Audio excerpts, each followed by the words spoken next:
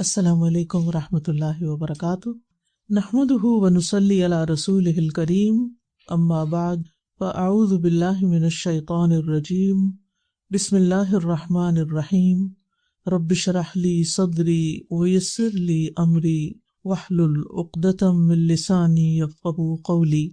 جب فرشتے ابراہیم علیہ السلام کے پاس انسانوں کی شکل میں مہمان بن کر آئے اور سلام کیا تو وہ بہت خوش ہوئے، بہت مہمان نواز تھے، تو مہمانوں کی آمد پر خوش ہوئے اور ہم مہمانوں کی آمد پر پریشان ہوتے ہیں۔ یہی فرق ہے ہم میں اور ان میں۔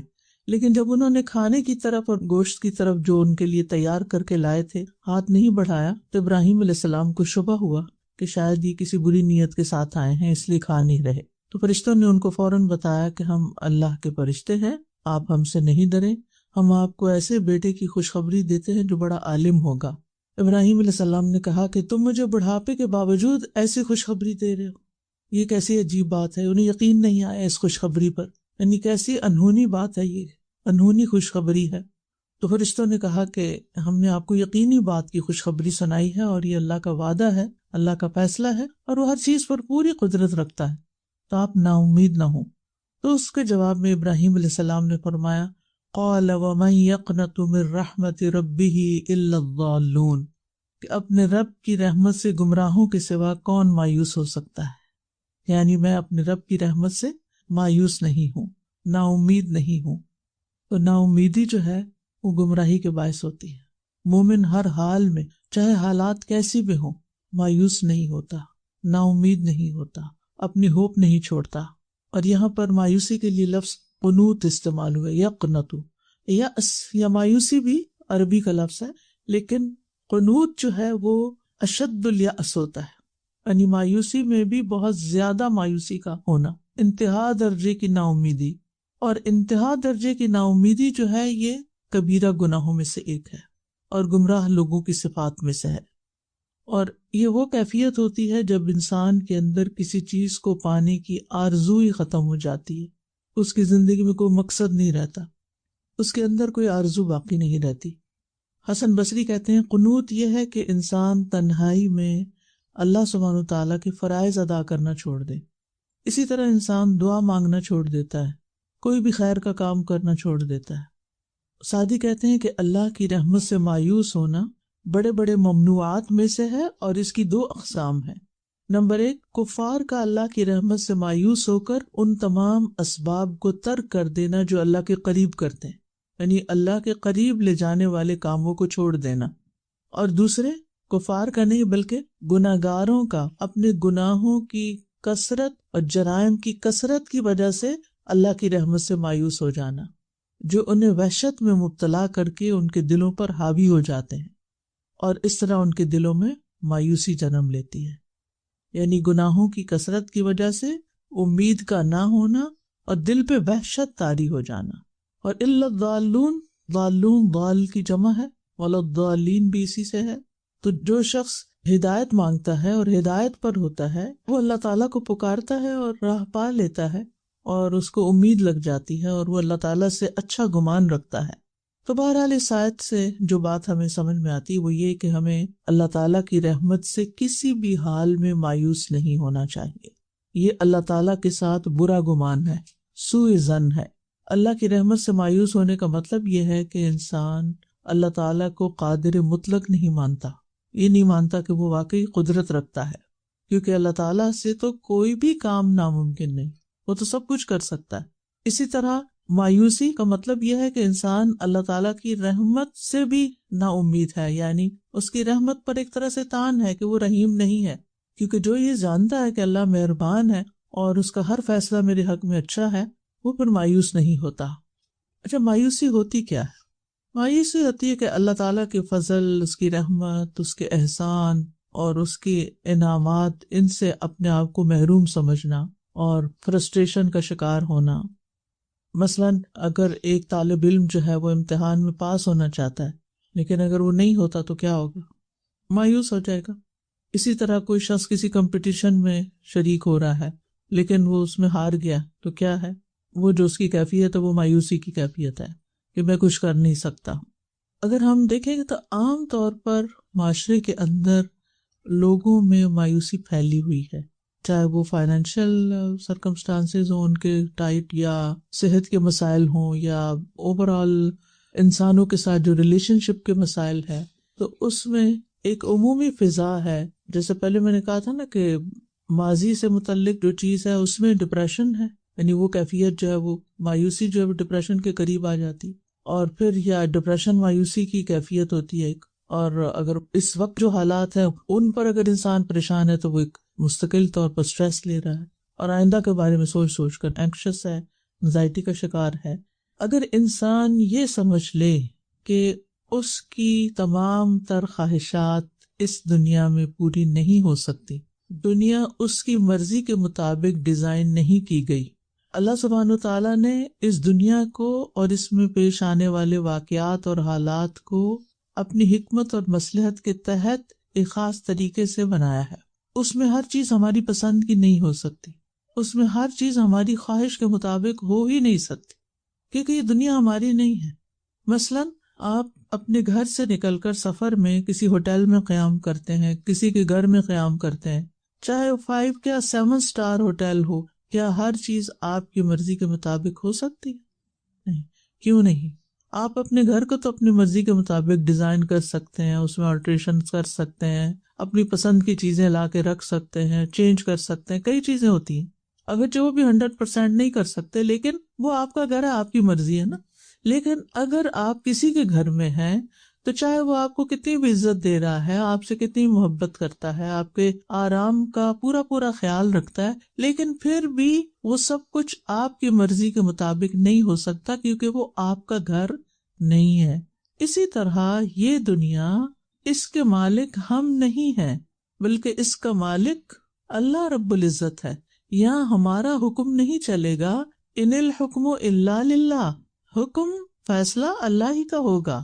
یختص برحمتہ من یشاء، اپنی رحمت سے جسے چاہتا ہے خاص کر لیتا ہے، اپنا فضل جس پہ چاہتا ہے کرتا ہے، کیونکہ وہ مالک ہے، وہی خالق ہے، وہی مالک ہے، اور وہی مدبر بھی ہے. اسی کی پلاننگ ہے، اسی کی تدبیر ہے. لہٰذا دنیا ہماری مرضی کے مطابق نہیں ہو سکتی. اس لیے جو لوگ اس کوشش میں لگے رہتے ہیں کہ ہر چیز ان کے مطابق ہو جائے، وہ عموماً پھر فرسٹریشن کا شکار ہوتے ہیں، مایوسی کا شکار ہوتے ہیں، اور یہ چیز ان کو ڈسٹرب کرتی ہے. وہ دوسروں کو تو دکھ دیتے ہیں، اپنے آپ کو بہت دکھی کرتے ہیں. عام طور پر ہم یہ سنتے ہیں نا کہ کسی کو دکھ نہ دو، کسی کو ہرٹ نہیں کرنا چاہیے، لیکن بہت سے لوگ یہ نہیں جانتے کہ وہ چھوٹی چھوٹی باتوں پر خود کو ہرٹ کر رہے ہوتے ہیں، اپنے آپ کو دکھی کر رہے ہوتے ہیں، ہر اس چیز پہ دکھی ہو رہے ہوتے ہیں جو ان کی مرضی کے اپوزٹ ہو جاتی ہے. اگر کھانا مرضی کا نہیں پکا، کوئی ریسیپی مرضی کے مطابق کام نہیں کی، کوئی چیز خریدی اور وہ مرضی کے مطابق نہیں، آرڈر کیا آپ نے امیزون سے، اور وہ جب کھولی تو کچھ اور ہی نکلی. آپ نے دیکھا ہوگا بعض اوقات تصویروں میں کوئی چیز اتنی بڑی نظر آ رہی ہوتی ہے، اور جب وہ آتی ہے تو وہ بالکل ایک چھوٹی سی ہوتی ہے، اور بعض چیزیں چھوٹی نظر آ رہی ہوتی ہیں اور جب وہ آتی ہیں تو وہ آپ کے سائز کے مطابق نہیں ہوتی. آپ سب نے اس کا ایکسپیرینس کیا ہوگا. یہ چیزیں ہماری زندگی میں ہر لمحہ پیش آ رہی ہوتی.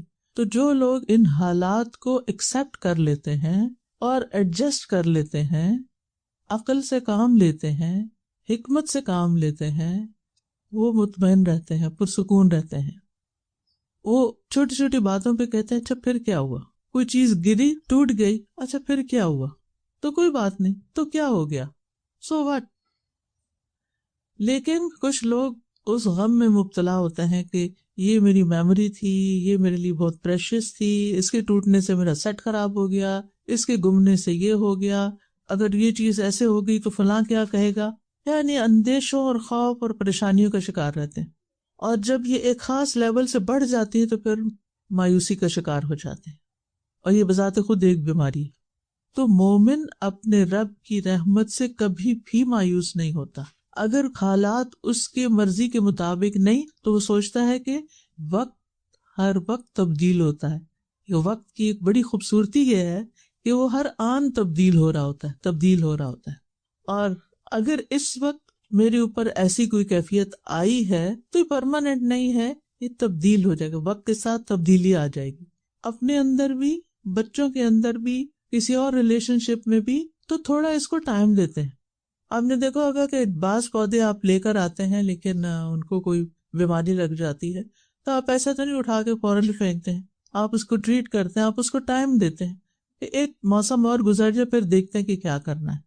تو اسی طرح بیماری، کیونکہ شفا کی دعا ہے نا، تو اس کانٹیکس میں آپ دیکھیے کہ جب کوئی بیماری آتی ہے تو بعض لوگ فوراً سوچ لیتے ہیں کہ اب یہ بیماری اس بڑی بیماری میں کنورٹ ہو جائے گی، وہ فلاں کو بھی ایسے ہوا تھا اور اس کے بعد وہ مر گیا اور میں تو اس سے سروائیو نہیں کرنے والی۔ جیسے وہ ایک بوڑھے شخص کو آپ نے دیکھا نا، اسے بخار ہوا تو آپ نے جب اس کو نصیحت کی تو اس نے کہا کہ نہیں، یہ بخار تو اترنے والا نہیں، یہ تو اس بوڑھے کو قبر میں اتار کے ہی دم لے گا۔ تو آپ نے کہا چلے پھر ایسا تو ایسا ہی صحیح، اگر تم یہی سمجھتے ہو تو جیسا سوچو گے ویسے ہی تمہارے ساتھ ہوگا۔ تو مایوسی کا تعلق یا تو انسان کی اپنی سوچ سے ہوتا ہے یا پھر بیرونی حالات سے بھی ہوتا ہے۔ تو بعض اوقات ہماری خواہشات کی نوعیت ایسے ہوتی ہے کہ جس کی وجہ سے انسان مایوسی کا شکار ہو جاتا ہے، اور وہ خواہشات شدید ہوتی، حد سے زیادہ ہوتی، بس کوئی چیز حاصل کرنی ہے تو یہ مل ہی جائے، اگر نہیں ملے گی تو دنیا ہی باقی نہیں رہے گی۔ اور پھر انسان جیسے سوچتا جاتا ہے ویسی ہی اس کی کیفیت بنتی جاتی۔ لیکن اس کے برعکس کچھ لوگ فلیکسیبل سوچ کے مالک ہوتے ہیں، تو وہ اس کا آلٹرنیٹ بھی سوچ لیتے ہیں، اچھا اگر یہ چیز اس طرح ورک نہیں کرے گی تو ایک اور راؤٹ بھی ہے، ادھر سے چلے جائیں گے، اگر یہ نہیں ورک کرے گا تو کچھ اور کر لیں گے، اگر یہاں نہیں رہ سکے تو وہاں رہ لیں گے، اگر یہ چیز نہیں ملی تو اس کے بدلے میں فلاں چیز لے لیں گے۔ یعنی وہ فلیکسیبل ہوتے ہیں۔ لیکن کچھ لوگ فکس ہوتے ہیں، نہیں لینا ہے تو یہی لینا ہے، اور اگر یہ نہیں تو بس دنیا ہی ختم۔ یہ نہیں سوچنا چاہیے کبھی بھی۔ تو ہمیں ہمیشہ اپنی سوچ کا تنقیدی جائزہ لیتے رہنا چاہیے اور یہ صلاحیت اپنانی چاہیے۔ بعض لوگ جو ہیں ان کی مایوسی کا سبب یہ ہوتا ہے کہ وہ اپنے لیے ان ریئلسٹک قسم کے کچھ گولز رکھ لیتے ہیں جو وہ پورے نہیں کر سکتے، اور نہ ہی اس کی کوئی تیاری کرتے ہیں، یعنی وہ اس کے لیے کوئی محنت بھی نہیں کرتے کہ انہیں ایک خاص مقام تک پہنچنا ہے تو اس کے لیے جو ریکوائرڈ ایفرٹ ہے وہ بھی لگائیں۔ مثلاً آپ کوئی چیمپئن بننا چاہتے ہیں، کوئی اعلیٰ درجے کے کھلاڑی بننا چاہتے ہیں، یا کوئی وزن کم کرنا چاہتے ہیں، تو پھر آپ کو کچھ کرنا بھی تو پڑے گا نا، صرف سوچوں سے تو کام نہیں چلے گا۔ تو وہ نہیں کر پاتے یا نہیں کر سکتے یا نہیں کرنا چاہتے، یا اس میں سستی اختیار کرتے ہیں، اور جب پانی سر سے گزر جاتا ہے اور نتیجہ بالکل اس کے خلاف آتا ہے جو انہوں نے امیجن کیا ہوتا ہے، ان کے خیالوں کی دنیا بسی ہوتی ہے، تو پھر وہ ٹوٹ جاتے ہیں، ان کو مایوسی کا شکار ہو جاتے ہیں۔ مثلاً اگر ایک طالب علم ہے، وہ کوئی خاص سرٹن ڈگری حاصل کرنا چاہتا ہے لیکن ریکوائرڈ محنت ہی نہیں کر رہا، تو رزلٹ میں کہاں کامیاب ہوگا، اور جب فیل ہوگا تو پھر وہ سمجھے گا میری دنیا اندھیری ہو گئی، اب تو میں کچھ کر ہی نہیں سکتا۔ اسی طرح بعض اوقات بیرونی حالات ایسے ہوتے ہیں کہ آپ نے ضروری کسی جگہ پر پہنچنا ہوتا ہے، فلائٹ بک کی ہوتی ہے، لیکن جب آپ ایئرپورٹ کی طرف جا رہے ہوتے ہیں تو کچھ ایسا ایکسیڈنٹ ہوتا ہے راستے میں کہ کوئی صورت اس سے باہر نکلنے کی نہیں ہوتی اور آپ کی فلائٹ مس ہو جاتی ہے۔ اب یہ چیز آپ کے کنٹرول میں تو نہیں، اب ظاہر ہے لاس تو کوئی ہوگا، جس کام کے لیے آپ نے یہ سب کچھ کیا، آپ کا ٹکٹ گیا، آپ کا ٹائم گیا، آپ کی بہت ساری چیزیں گئی، لیکن یہ چیزیں آپ کے بس میں نہیں تھی، لہٰذا پھر اگر اس کی مثبت سوچ ہے تو وہ یہ سوچے گا کہ اس میں بھی کوئی خیر ہو۔ اگر یہ جملہ یاد رکھ لے نا انسان، ہر موقع پر بول دے، کوئی چیز ملے یا کوئی چیز کھو جائے گا، اس میں بھی خیر ہوگی، کھو گئی ہے، چلی گئی ہے، میرے ہاتھ سے نکل گئی ہے، اس میں بھی خیر ہوگی۔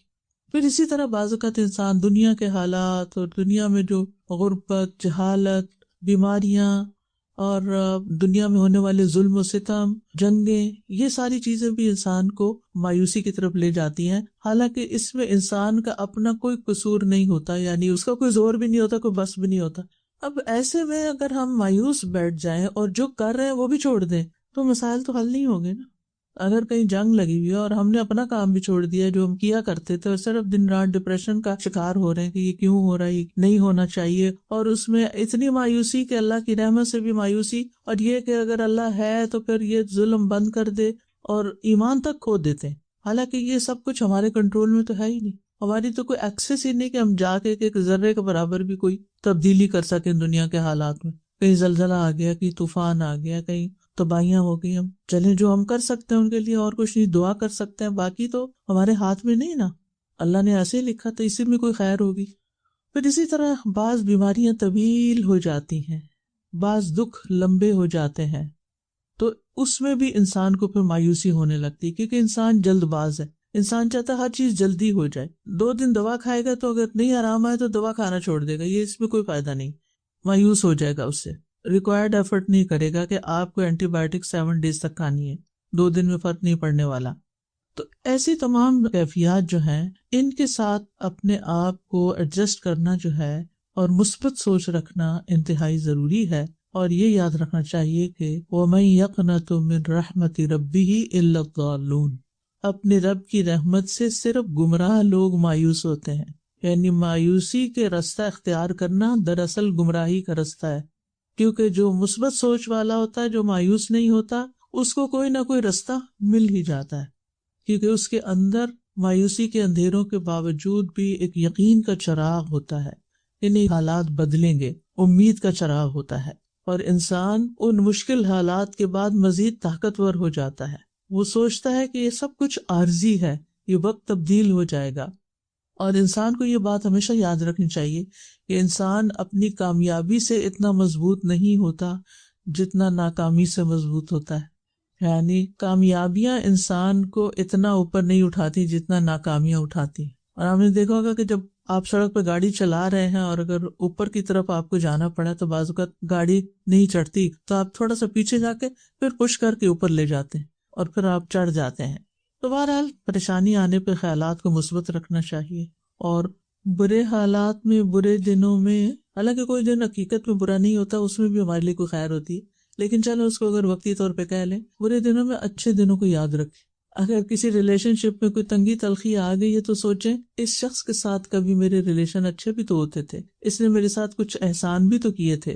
تو اپنی زندگی میں ہونے والے بہترین اوقات کو یاد رکھا جائے. زندگی کے طوفان جو ہیں یہ صرف تباہ کرنے نہیں آتے، رستے بھی صاف کرنے کے لیے آتے ہیں، نئے رستے بنانے کے لیے آتے ہیں. اور انسان اپنے رب پر ہمیشہ یقین رکھے کہ ان مع العسر یسرا فان مع العسر یسرا. امید اور یقین انسان کی زندگی کو خوبصورت بنا دیتے ہیں. اور اگر انسان یہ یاد رکھے کہ مایوسی کبیرہ گناہ ہے تو اسے گناہ سمجھ کر اس سے نکلنے کی کوشش کرے کہ میں گناہ کا ارتکاب کر رہا ہوں اور یہ گناہ میرے حق میں نقصان کا باعث ہوگا. اور کبائر میں سے ہے نا الشرک باللہ والیاس من روح اللہ، جسے یعقوب علیہ السلام نے اپنے بچوں سے کہا تھا لا تیأسوا من روح اللہ، بچوں اللہ کی رحمت سے مایوس نہیں ہونا. انہ لا ییأس من روح اللہ الا القوم الکافرون، بے شک اللہ کی رحمت سے صرف کافر لوگ ہی مایوس ہوتے ہیں، مومن کبھی مایوس ہو ہی نہیں سکتا. جس کے اندر ایمان ہے وہ مایوس نہیں ہوتا، اور نہ وہ خود مایوس ہوتا ہے نہ وہ لوگوں کو کرتا ہے. یہ مشکل یہ ہے کہ جو خود مایوس ہوتے ہیں نا وہ ہر وقت مایوسی کی باتیں کر کر کے اپنے ماحول کو بھی پریشان رکھتے ہیں اور ان کو بھی مایوس کرتے، وہ باتیں بھی مایوسی کی کرتے ہیں. اب کچھ نہیں ہونا، اب یہ حالات اور ورسٹ ہوں گے، ابھی تو دیکھیں اور کیا ہوتا ہے.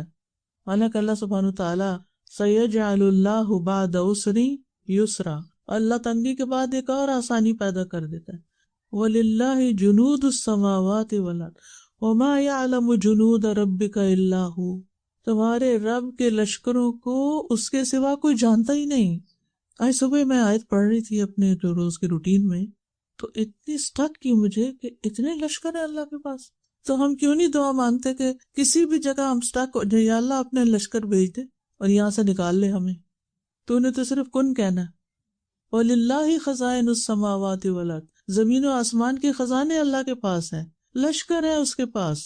کن کہہ کے سب کچھ ہو سکتا ہے، وہ بھلا کیوں مایوس ہو. اور پھر آپ دیکھیں کہ اگر آپ کے آس پاس کوئی مایوسی شخص ہے نا اور مایوسی کی باتیں کرتا ہے تو یہ کنٹیجیس ہوتی ہے یہ بیماری، وہ آپ کو بھی لگ جائے گی، لہٰذا آپ اس کو روکیں.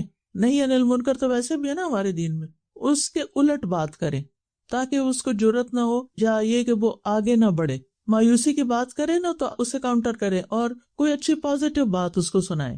اوکے یہ ہو نہیں سکتا نہیں کہ وہ فلاں وقت ہو گیا تھا نا، اب بھی ہو جائے گا.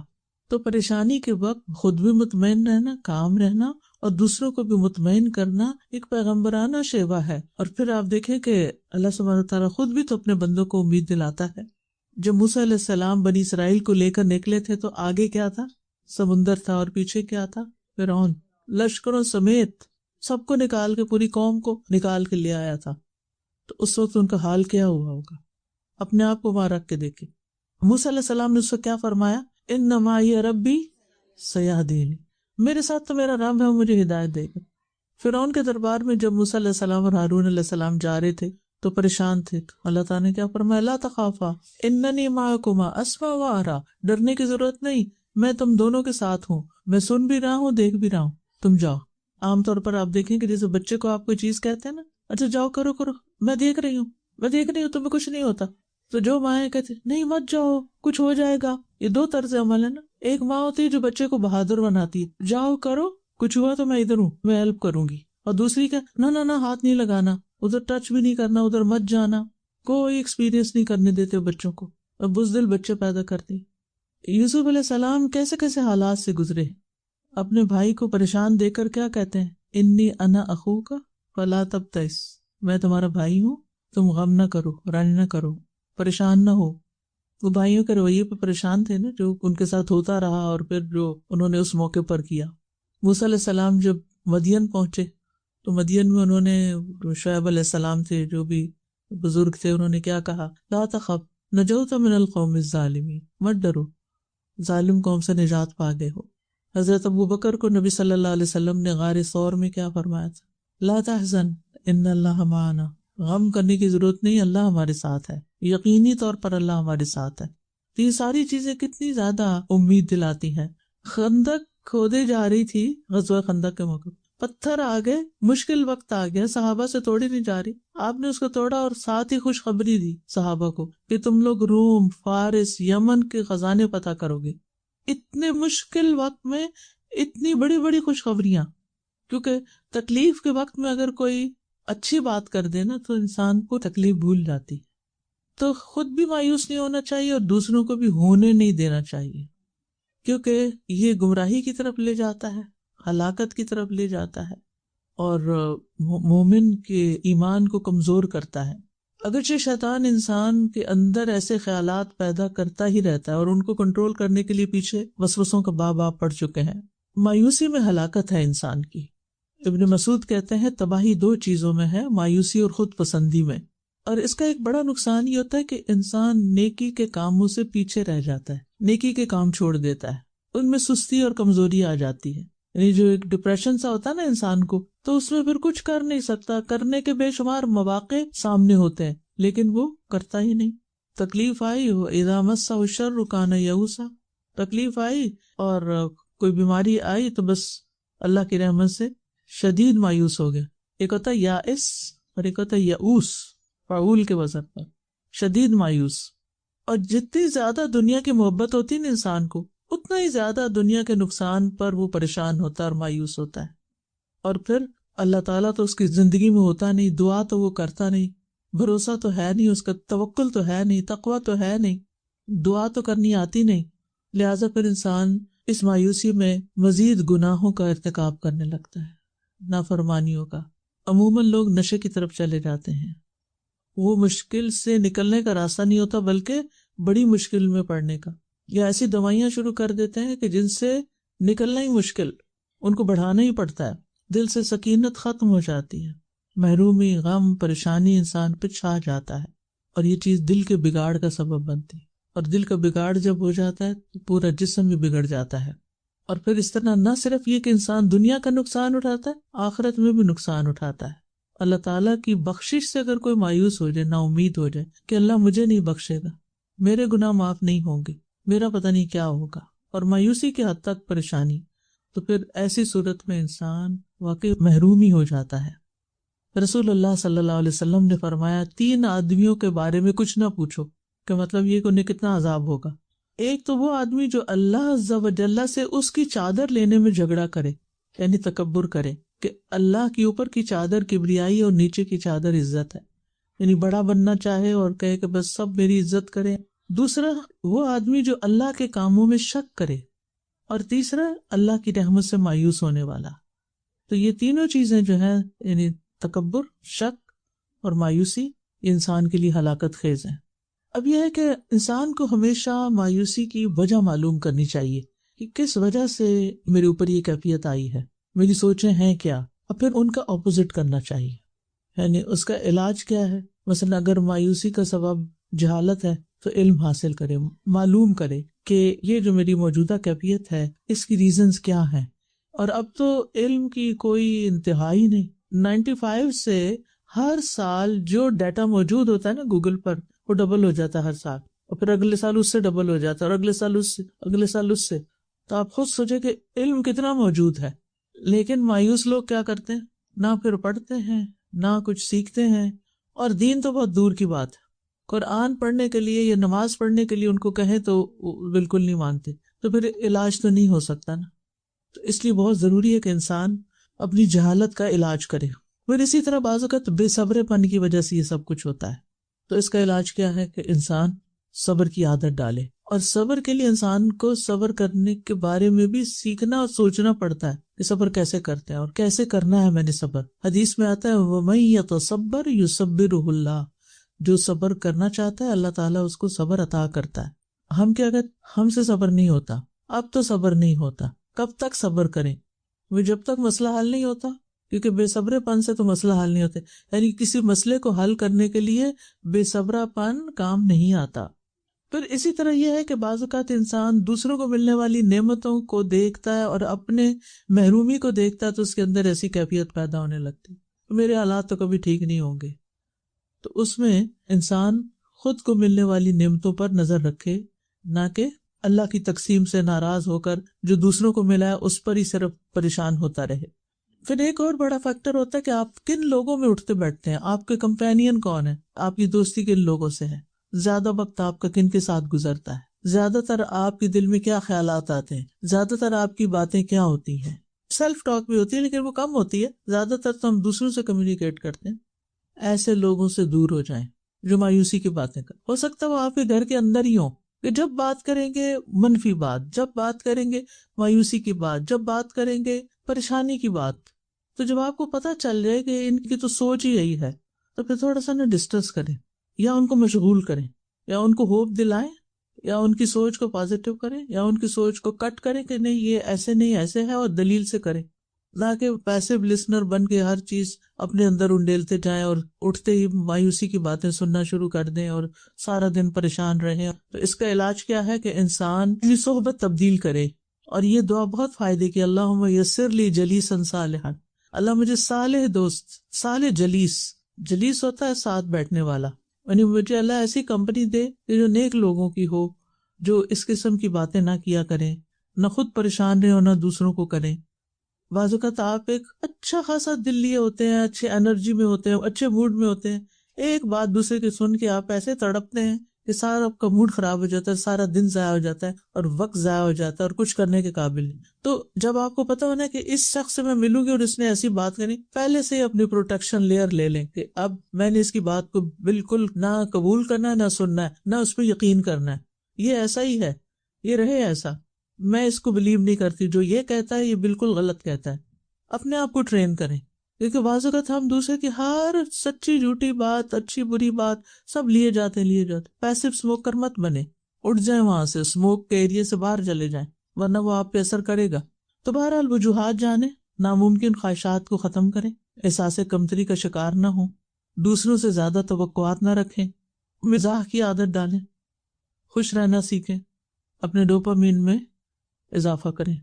اپنا جائزہ لینا، میں کس چیز سے خوش ہوتا ہوں، کس کی کمپنی میں خوش ہوتا ہوں، کیا کام کر کے خوش ہوتا ہوں. تو وہ اپنے ٹریگرز بھی پہچانے. ٹریگرز کیا ہیں کہ کہاں بیٹھ کے مایوس ہوتا ہوں تو اس کو اوائڈ کرنا، اور کہاں بیٹھ کر میں انرجیٹک ہو جاتا ہوں. اور اس چیز کو چھوڑیں مت، یہ اپنے آپ پر رحم ہوگا آپ کا کہ جو چیز آپ کو سکون دیتی ہے اسے مشکل سے بھی حاصل کرنا پڑے تو آپ کریں. آپ دیکھیں نشے کے لیے لوگ کیا کیا بیچ ڈالتے ہیں. کیوں بیچتے ہیں؟ کیونکہ وہ نشہ کر کے ان کو سکون ملتا ہے نا.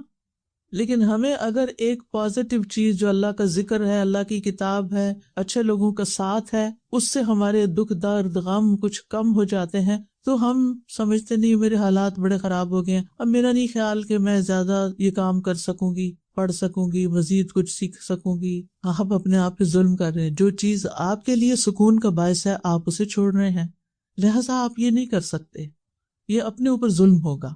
تو آپ کو خود پہچاننا ہوگا کہ کیا چیز آپ کو نقصان دیتی ہے اور کیا چیز آپ کے لیے فائدہ مند ہے. اپنا خیال خود رکھیے، اپنا خیال رکھیے گا، ٹھیک ہے.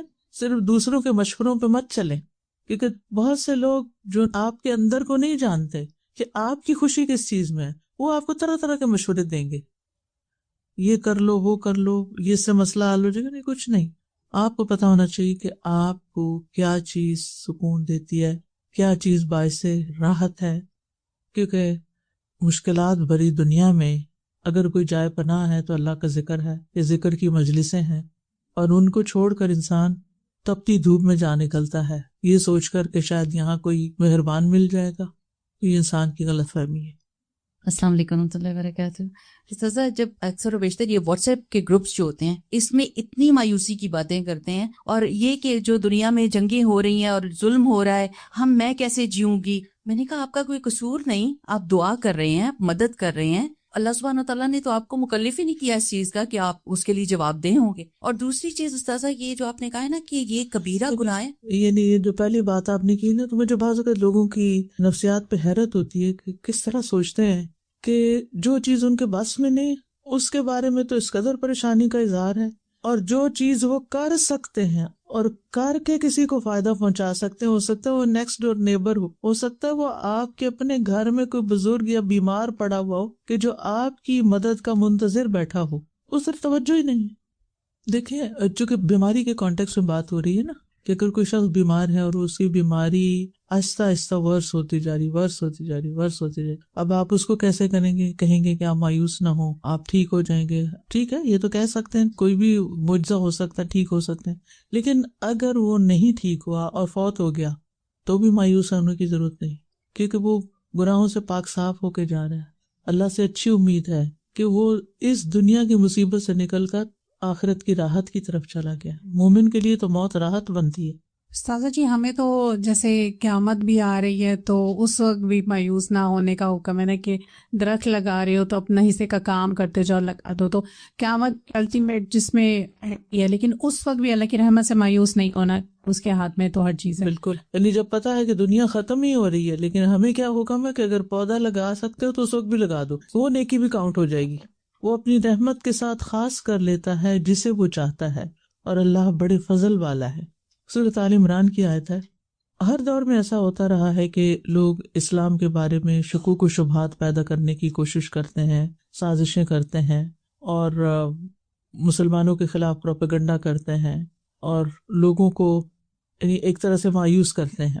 اور خاص طور پر جس کانٹیکس میں آیت نازل ہوئی وہ یہ تھا کہ کچھ لوگوں کو، یہود کو بھی اور مشرکین کو بھی یہ اعتراض تھا کہ نبوت محمد صلی اللہ علیہ وسلم کو کیوں دے دی گئی ہے، وہ زیادہ اہل تھے اس کے۔ بنی اسرائیل کو یہ تھا کہ نبوت بنی اسرائیل میں آنی چاہیے، اور مکہ کے لوگوں کو یہ تھا کہ یہ دو بڑے شہروں میں سے کسی بڑے آدمی پر یہ نبوت آتی، محمد صلی اللہ علیہ وسلم پر کیوں آئی؟ تو اللہ تعالیٰ نے فرمایا یختص برحمتہ من یشاء، یہ تو اللہ کا فیصلہ ہے نا، جس کو چاہتا ہے خاص کرتا ہے اپنی رحمت کے ساتھ، اور اللہ بڑے فضل والا ہے۔ یعنی اللہ جس قوم پر چاہے فضل کرے اور جس انسان پر چاہے فضل کرے۔ اور فضل کیا ہوتا ہے؟ حق سے زیادہ کسی کو، زائد کو کہتے ہیں نا فضل، یعنی جو ہم ڈیزرو نہیں کرتے لیکن ہمیں اللہ تعالیٰ اپنی رحمت سے عطا کر دیتا ہے۔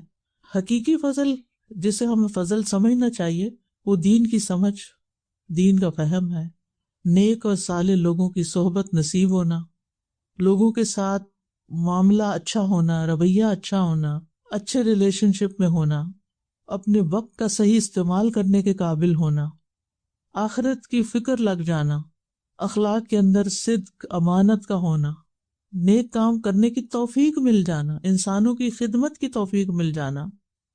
حدیث میں آتا ہے، عبداللہ بن عمر رضی اللہ عنہ سے مروی ہے کہ رسول اللہ صلی اللہ علیہ وسلم نے ارشاد فرمایا، 4 باتیں اور 4 خصلتیں ایسی ہیں اگر وہ تمہیں نصیب ہو جائیں تو دنیا کے فوت ہونے اور ہاتھ نہ آنے میں کوئی مذائقہ اور گھاٹا نہیں۔ امانت کی حفاظت، باتوں میں سچائی، حسن اخلاق، اور کھانے میں احتیاط اور پرہیزگاری۔ یعنی جس شخص کے اندر یہ 4 باتیں آ جائیں، سمجھو اس پر اللہ کا فضل ہو گیا۔ لیکن عام طور پر ہم فضل کس کو سمجھتے ہیں؟ کسی کے پاس مال زیادہ ہے، اس پہ بڑا اللہ کا فضل ہے، اولاد اس کی اچھی ہے، اور حسب نسب اچھا ہے، یہ بڑا عہدہ ملا ہوا ہے اس کو، یا بڑا گھر ہے اس کے پاس۔ آپ نے دیکھا کہ بیک ہوم لوگ گھروں کے اوپر بھی پٹی لگا دیتے تھے، ھذا من فضل ربی، تو اس کا مطلب ہے کہ وہ اس چیز کو فضل سمجھتے۔ ٹھیک ہے، یہ بھی فضل ہے، لیکن دس از ناٹ دی اونلی فضل۔ کہ جس کو آپ فضل سمجھے، اور اگر یہ نہیں تو آپ پر فضل ہی نہیں، آپ پر کوئی اور فضل ہوا ہوا ہے اللہ کا جس کو آپ ایکسپلور ہی نہیں کر سکے۔ تو ہمارے ہاں عموماً مال و متاع جو ہے اس کو اللہ کا فضل سمجھا جاتا ہے، جبکہ یہ ایک محدود بات ہے، ایک لمیٹڈ سی چیز ہے۔ اللہ کا فضل جو ہے اس سے کہیں آگے ہے، اور خصوصاً یہاں نبی صلی اللہ علیہ وسلم کے بارے میں کہا گیا کہ یختص برحمتہ من یشاء، اللہ تعالیٰ نے نبی صلی اللہ علیہ وسلم پر فضل فرمایا، اور جو آپ پر فضل ہوا اللہ کا کہ آپ کو نبوت ملی، آپ کے ذریعے انسانیت کو ہدایت ملی، آپ کے درجات بلند ہوئے۔ آپ دیکھیے کہ یہ سعادت آپ کو ملی، لیکن اس کے ساتھ مشکلات کتنی تھی، تکلیفیں کتنی آئیں۔ اگر دنیاوی نقطہ نظر سے دیکھا جائے تو نبی صلی اللہ علیہ وسلم پر کون سا فضل تھا؟ آپ کا گھر بہت بڑا تھا، یا آپ کے پاس رنگ رنگ کے کھانے ہوتے تھے، یا سواریاں طرح طرح کی تھیں، یا آپ کے لباس بڑے شاہانہ تھے، یا آپ کے بیٹوں کی قطار تھی۔ تو اگر ہم اس کو فضل کہتے ہیں تو پھر آپ کے پاس تو اس میں سے کچھ بھی نہیں تھا، جبکہ اللہ تعالیٰ نبی صلی اللہ علیہ وسلم کے بارے میں فرماتے ہیں کہ آپ پر اللہ کا بہت بڑا فضل ہے۔ تو ہمیں اپنی سوچ بدلنے کی ضرورت ہے۔ آپ کیا سمجھتے ہیں کہ آپ پر اللہ کا بہت بڑا فضل کیا ہے؟ کہ اللہ نے اپنے دین کی سمجھ دی ہے، ایک اچھی کمپنی دی ہے، اچھا ماحول دیا ہے، آپ کو صحت دی کہ آپ یہ کام کر سکتے ہیں۔ کتنے لوگ ایسے ہیں، یہ ساری نعمتیں سہولتیں موجود ہیں لیکن وہ اس سے فائدہ نہیں اٹھا رہے۔ تو جب ہم اپنے اوپر اللہ کے فضل کو محسوس کریں گے تو ہی ہمارے اندر سے مایوسی ختم ہوگی۔ اب یہ بیماری کے کانٹیکس میں اس کو سمجھیں۔ بیماری کا آنا اگرچہ تکلیف کا باعث ہے، لیکن اس میں فضل والی کون سی بات ہے؟ گنیے، گناہ معاف ہوتے ہیں، گناہ جھڑتے ہیں۔ انسان کی بعض بیماریاں بعض اور چیزوں کا ازالہ ہوتی ہیں۔ ایک چھوٹی بیماری کسی بڑی بیماری کے آنے کو روکتی ہے۔ اللہ تعالیٰ کے قریب ہو جاتا ہے انسان، آرام کا موقع مل جاتا ہے۔ دنیا کے دوڑ جو لگی ہوئی ہے نا، دن رات بھاگ رہے ہیں، جب کوئی بیمار ہو جاتا ہے تو پڑ جاتا ہے بستر پر، غور و فکر کا موقع ملتا ہے، اپنے لیے ایک ٹائم مل جاتا ہے، اگر جو تکلیف میں ہوتا ہے۔ یہ جس کا یہ مطلب نہیں کہ کوئی بیماری مانگے، لیکن اگر بیماری آ جائے تو اس کے مثبت پہلوؤں کو دیکھنا شروع کر دے کہ اس کے ذریعے مجھے کیا ملنے والا ہے۔ اس لیے اپنے ہر حال کو اللہ کا فضل سمجھے۔ ویسے بھی آتا ہے نا، وَبَشِّرِ الْمُؤْمِنِينَ بِأَنَّ لَهُم مِّنَ اللَّهِ فَضْلًا كَبِيرًا۔ اس آیت کو میں ڈیلی پڑھتی ہوں، ڈیلی مجھے بہت انرجی ملتی ہے اس آیت کو پڑھ کے۔ آپ بھی یہ کیا کریں، قرآن مجید پڑھتے ہوئے جن آیات کو پڑھ کے آپ کو ایک خاص قسم کی خوشی، ایک خاص میسج، ایک امید، ایک ہیپینس ملے، ان کو الگ لکھ لیا کریں۔ ایک ڈائری بنا لیں، اس میں اپنی پسندیدہ آیتیں جو ہیں وہ لکھتے جائیں، اور ان کو پھر پڑھا بھی کریں۔ یہ نہیں کہ لکھ کے ڈائری بنا کے رکھ دی، تو آپ کو ہر روز ایک نئی انرجی ملتی ہے۔ کتنی خوبصورت آیت ہے وہ، بشر المؤمنین، اور مومنوں کو بشارت دے دو، خوشخبری دے دو، بِأَنَّ لَهُمْ، کہ ان کے لیے، من اللہ، اللہ کی طرف سے، فضلاً کبیرہ، بہت بڑا فضل ہے۔ سب سے پہلے تو خود ایمان اور اسلام